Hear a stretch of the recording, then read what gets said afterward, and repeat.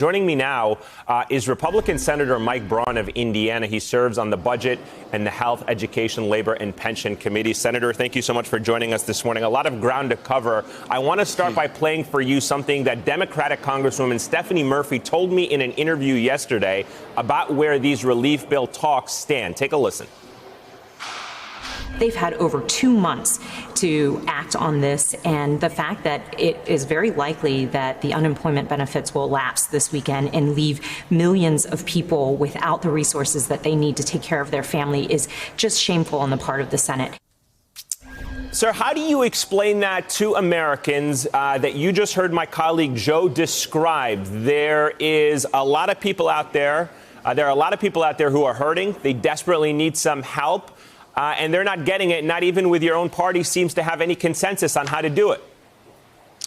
So I think the thing I heard that resonated most was complicated. You got to remember, as recently as the end of February, in my opinion, the best economy that I've witnessed in the 37 years I've been a part of it running my own business. On the other hand, you've got the health crisis. It's got its peculiarities. We've learned a lot more about it. Now we're down to the point, after we spent nearly $3 trillion already, the other side is throwing that amount out there. I think that's financially irresponsible. And I think what we've got to look at. When you say other side, sorry, Senator, just to be clear, when you say the other side, are you talking about others within your own party, or are you talking about others? No. I'm talking about the House version, the Democrats wanting to spend $3 trillion. Put that in the context. If you come from a place like Indiana, we had a rainy day fund that was over 10% of our annual budget. That'd be the equivalent of $500 billion here. Of course, this would have even exceeded that, but it puts it in the context of $26 trillion in debt. Can we start throwing trillions around when we should maybe be focusing on taking a little mitigated risk to get back to that best economy we ever had? When you say mitigated risk, are you saying that you want the economy to open up despite the fact that the pandemic is still not under control? Is that what you mean by mitigated risk? No, I did a floor speech, a couple of them, that said the most difficult part of this whole saga would be that question of how you do two things at once. We are not going to solve this by replacing the productive economy with the federal government. I think that plays into maybe a little longer term agenda. We are going to have to do both, and it's going to be pay attention to the rules. Don't disrespect this very tricky disease, but don't hunker down into the indefinite future. And yes, we'll have some ebbs and flows on the disease itself and economies being able to successfully reopen. But I think it's a clear mistake to just err on the side of spending another $3 trillion when we've got such a poor financial house as the context within which we'd be doing it. Okay. So let me ask you, what have you been doing for the past 2 months? You know that this deadline was coming up July 31st. You know the pandemic is not getting under control. We've seen the numbers getting worse and worse week after week after week. What has the Senate GOP been doing to address these issues? Why is it coming down to the last minute?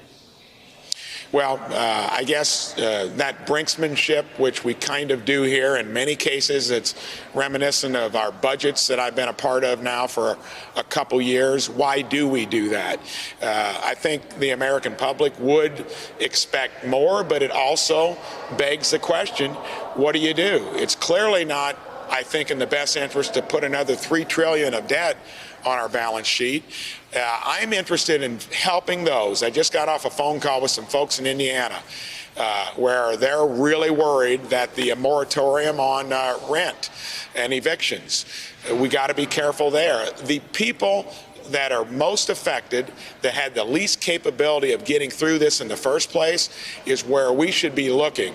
And I don't think that takes $3 trillion. I'm going to be looking at the businesses that were omitted, that were left out, and the individuals that lost their jobs that are at the low end of the scale.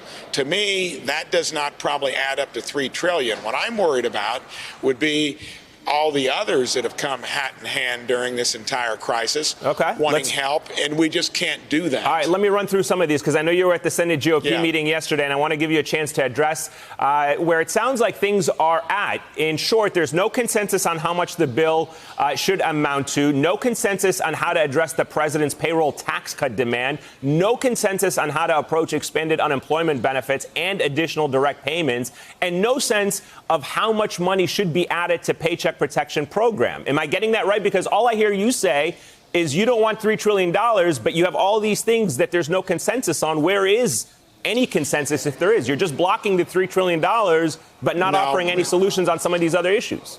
So let's take a few of those.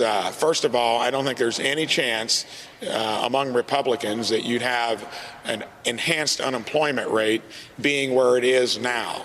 Whether you need it or not, or whether you reduce it to where it's not going to be above prevailing wages, that's a place where we got to come together on. When it comes to any additional stimulus checks, I'm not saying I'd rule that out, but it would have to be for those at the very low end of the income scale, not what it was before. You got to put a little practicality and common sense in. We haven't spent or used all of the PPP currently because of some of the rulings and adjustments that were made to keep the larger small businesses not coming in. So I'm for something that makes sense, that zeroes in those most in need and that were left out on the first round. I can guarantee you that's not $3 trillion worth of help. If we go beyond that, we're asking a broken institution here financially to shoulder a burden it really can't. All right, let me switch gears for a moment because I got two other topics I want to cover. One of them is the position of masks. The president coming out yesterday saying he's urging people to wear masks. Obviously, you've seen how this has been playing out across the country. You have been one of those individuals who has opposed mandating a mask, saying it's somehow a sign of big government. Have you reconsidered your position on whether or not there should be mask mandates in this country and certainly in your state? Hey, I have mine along all the time and wear it wherever it should be responsible to do it. I think all of us individually need to do that. I'm glad the president's on board, at least with that approach. When it comes to federal mandates, state mandates, one size fits all, blanket shutdowns and so forth, I know from Main Street that does not work. And at some point, for us to get this in the rearview mirror, it's going to be an aggregation of individual responsibility where we all do the things that we know are right for the situation we're in.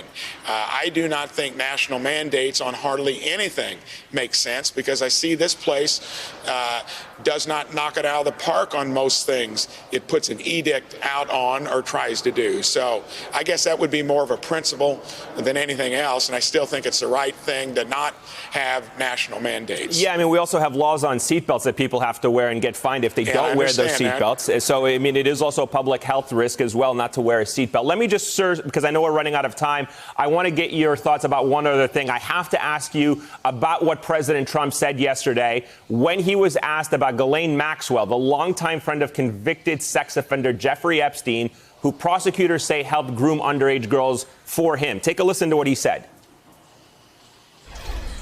I just wish her well, frankly. I've met her numerous times over the years, especially since I lived in Palm Beach, and I guess they lived in Palm Beach. But I wish her well, whatever it is. Are you comfortable, sir, with that comment from the White House podium? You know how many times I've been asked that through impeachment and so forth often. I have said it before. Every individual can choose their own words. Would not have been mine. I think it's a distraction to focus on that. We're in the midst of trying to get something I think that the American public is really interested in.